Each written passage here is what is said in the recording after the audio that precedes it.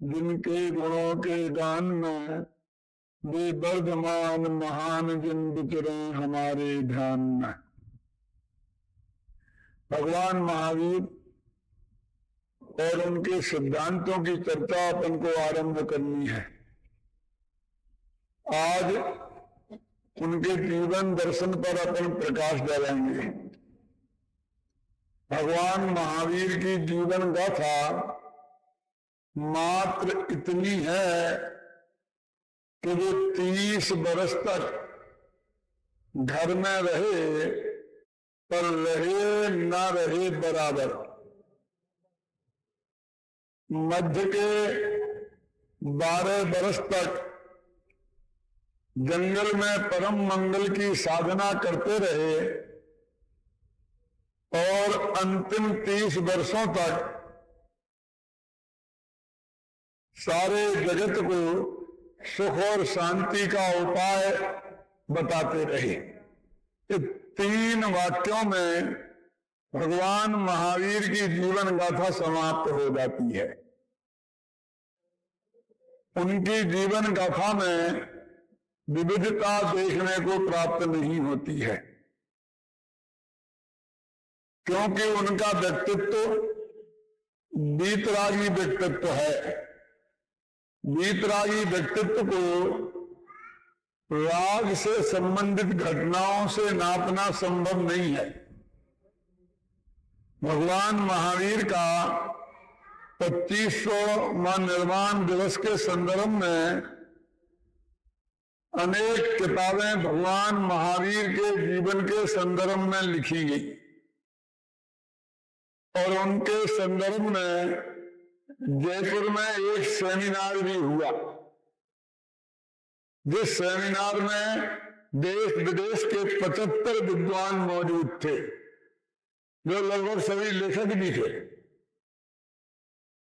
वहां एक प्रश्न उभर कर आया कि भगवान महावीर का जीवन घटना प्रधान नहीं है। उनके जीवन में कोई ऐसी अधिक महत्वपूर्ण घटनाएं नहीं घटी जिसके कारण उन पर कोई अच्छी किताब लिखी जा सके। क्या लिखे? तो पैदा हुए, दीक्षा ली, केवल ज्ञान हुआ और वो उपदेश देने लगे। इतनी सी तो कहानी है।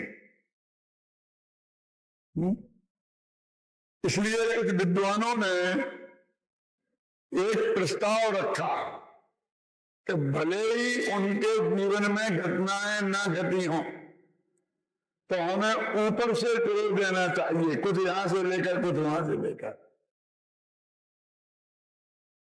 कुछ लोगों ने ऐसा कहा कि घटी तो होंगी घटनाएं जरूर,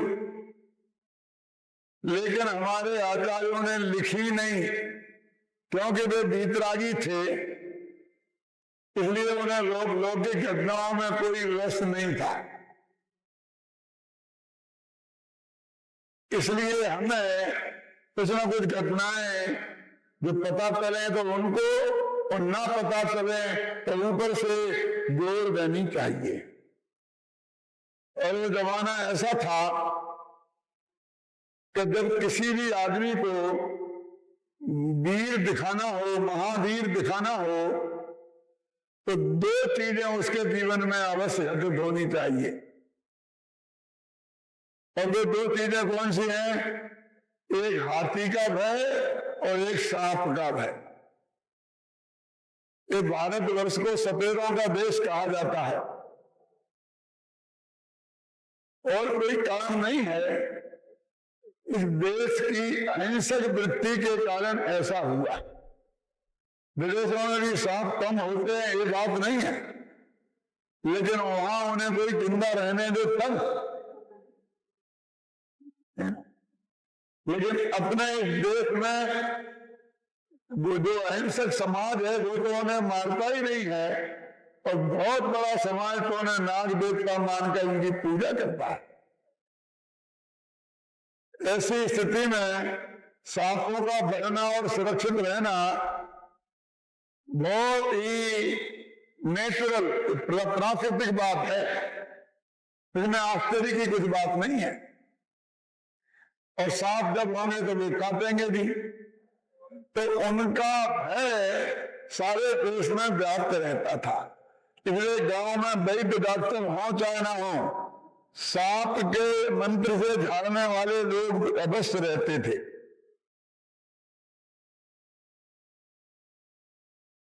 और हाथियों का उपद्रव भी एक बड़ी समस्या थी। राजा लोग, बड़े लोग अपना गौरव बढ़ाने के लिए और देश की, समाज की आवश्यकता के लिए भी हाथी पालते थे। और कोई हाथी पागल हो जाए तो उसे संभालना बहुत मुश्किल था। और जब वो उपद्रव करके बाजार में निकलता था तो बहुत करोड़ों का नुकसान करता था, सैकड़ों जानें चली जाती थी। इसलिए उस जमाने में बोरी सबसे बड़ा आदमी मान लिया जाता था जो सांपों को कंट्रोल कर सके और उन मनोन्मत्त हाथियों को कंट्रोल कर सके।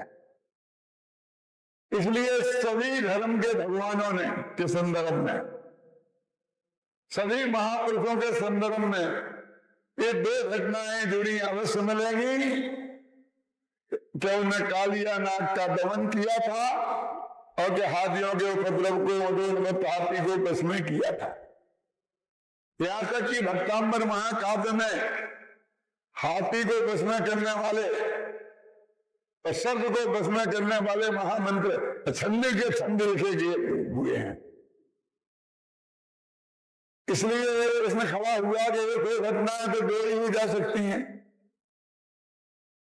तीसरी ये बात जैनियों के संदर्भ में कि जैनियों के तीर्थंकर भगवान वीतरागी होते हैं। और वीतरागी का अर्थ होता है कि राग और द्वेष नहीं होना। अब राग और द्वेष किसी में है कि नहीं है, इस बात को हमें जगत के सामने रखना हो तो कैसे रखें? नाटक में दिखाना हो तो कैसे दिखाएं? स्टेज पर एक आदमी को आंखें बंद करके ध्यान की मुद्रा में बैठा दे और उसे बताएं कि वीतरागी है ना, ऐसे राग है ना द्वेष है। वास्तव में तो ऐसा ही होता है ध्यान की मुद्रा। तो कब तक वो बैठा रहेगा और कब तक आप उसे देखते रहेंगे? और क्या आपकी समझ में आ जाएगा कि वीतरागी है? तो वो वीतरागी बताने के लिए दो तरह की घटनाएं ज्यादा जोड़ी जाती रही है। पहली तो ये कि वे तपश्चर्या में मग्न थे और देवांगनाओं ने आकर उन्हें दिखाया, चाहे तिलोत्तमा हो, चाहे उसका नाम कुछ हो। जेनेतर दर्शनों में तो जब भी कोई आदमी होकर तपश्चर्या करता था तो इंद्र का आसन डोल जाता था और उसे डर लगता था कि मेरा ये वदना छीन ले। इसलिए उसे भ्रष्ट करने के लिए वो देवांगनाओं को भेज देता था कि उन्हें भ्रष्ट कर जाए। जैन दर्शन में भी ऐसी घटनाओं का उल्लेख कम नहीं है, क्योंकि खूब देवांगनाओं ने उन्हें रिझाया। वो नहीं रीझे, इससे ये सिद्ध हो गया कि उनके राज नहीं था, वीतरागी सिद्ध हुए। लेकिन वीत द्वेषी सिद्ध नहीं हुए। तो उसके लिए ये जरूरी था कि कोई उनके कानों में कीले ठोके, कोई उनको उत्सर्ग करे, बड़े बड़े राक्षस आए, पत्थर बरसाए, और फिर भी वे क्रोधित ना हो, देश में ना आए, उसके प्रति क्षमा भाव ही बना रहे, उपयोग बाहर आए तो बचाने वाले और मारने वाले दोनों को एक सा आशीर्वाद दे के धर्म वृद्धि रस्तु, तो मालूम पड़ेगा कि वीत द्वेषी है। इसलिए सभी महापुरुषों के साथ उनके जीवन चरित्र को लिखते वक्त इस प्रकार की घटनाएं अवश्य जोड़ दी जाती रही हैं। अन्यथा ऐसे होता कि सभी धर्म के धर्म में भगवानों में के साथ एक सी घटनाएं लगभग भगवान महावीर के साथ भी ऐसा कुछ हुआ और उन विद्वानों का एक प्रस्ताव था कि और बातें राम के जीवन से, कृष्ण के जीवन से, आदिनाथ के जीवन से लेकर महावीर के जीवन के साथ जोड़ती रहा है तो बहुत बढ़िया उपन्यास बन सकता है, महाकाव्य बन सकता है। अन्यथा कोई अच्छी सी कहानी भी नहीं बनती है तो उपन्यास तो क्या बनेगा, खंड काव्य भी नहीं बनता है तो महाकाव्य तो क्या बनेगा। इसलिए वहां पर प्रश्न आया तो ऐसा किया जाना चाहिए, न केवल प्रश्न आया, कुछ लोगों ने तो ऐसा कर भी डाला। अनंतर योगी नाम से उपन्यास लिखा गया, करीब 2000 पेज का, जिसमें भगवान महावीर के साथ ऐसी अनेक घटनाएं जोड़कर और उनके चरित्र को गढ़ा गया और उनको यहां तक उनकी मौसी जो चंदना थी ना, उसके साथ इस तरह के मजाक करते हुए संवाद कहलाए गए कि जो आज के जमाने में कॉलेज के लड़के लड़कियों में भी होते नहीं देखे जाते। हमें और आपको पढ़ेंगे तो शर्म से माथा झुक जाएगा। अब वो भी रिश्ता कौन, मौसी का और भतीजे का। तुम शादी नहीं करना, तुम शादी नहीं करना, तुम्हें अच्छी लड़की मिले तो कर लेंगे, अच्छा लड़का दिखाओ तो मैं भी कर लूंगी, तो मैं क्या खराब हूं, ऐसी बातें उसमें लिखी हैं।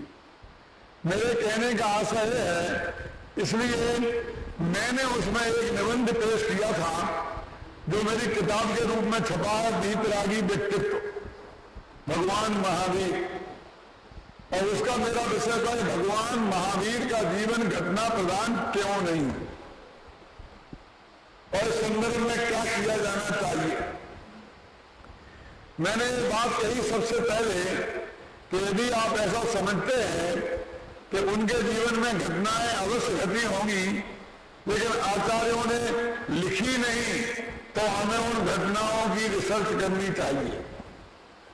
यदि घटनाएं नहीं घटी थी तो हमारे लिए इस बात की रिसर्च करना चाहिए कि भगवान महावीर का जीवन घटना प्रधान क्यों नहीं है, ऐसा क्यों हुआ। यदि आचार्यों ने नहीं लिखी तो उन्होंने क्यों नहीं लिखी, ये सोच का विषय हो सकता है।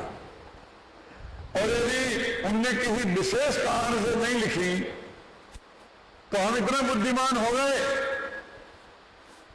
कि हम लिख दें जिस कारण से उन्होंने नहीं लिखी उस कारण से हमें भी नहीं लिखना चाहिए, यानी हम उनकी गलती सुधार रहे हैं। जो आचार्यों ने गलती की है उसे हम सुधार दें, इसलिए एक तरीका सोचने का अच्छा नहीं है। मैं ये कहना चाहता हूं कि भगवान महावीर के जीवन के साथ 4-5 घटनाएं तो दिगंबर शास्त्रों में भी जुड़ी हुई मिलती हैं। एक सांप को बस में करना, एक हाथी को बस में करना, श्वेतांबर संप्रदाय में तो बहुत घटनाएं जुड़ी हैं, कान में कीड़े ठोकना और न मालूम क्या क्या, लेकिन दिगंबर संप्रदाय में भी है। मैं आप लोगों से कहना चाहता हूं कि सांप को बस में करने का नाम महावीरता है क्या? यदि सांप को बस में करने का नाम महावीरता है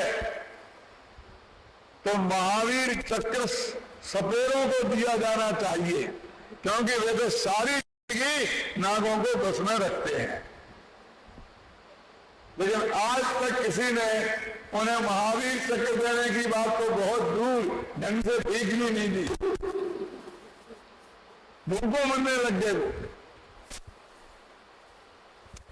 यदि हाथी को बस में करने का नाम अतिवीरता है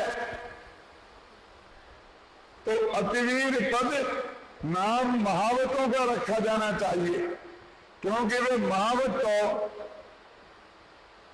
24 घंटा 12 महीने उसको अपने काबू में रखते हैं।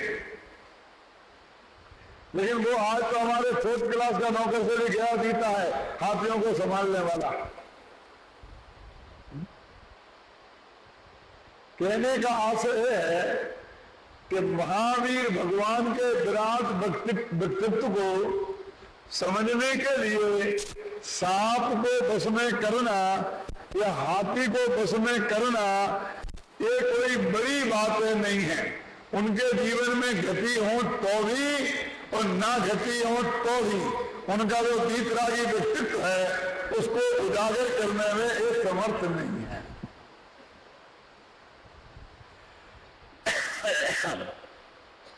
घटना जीवन के एक अंग पर प्रकाश डालती है और उनके एक क्वालिटी को उजागर करती है। भगवान महावीर का एक अंश, जीवन का एक अंश महावीर नहीं है और उनकी एक क्वालिटी महावीर नहीं है, क्योंकि वे तो अनंत गुणों के भंडार हैं।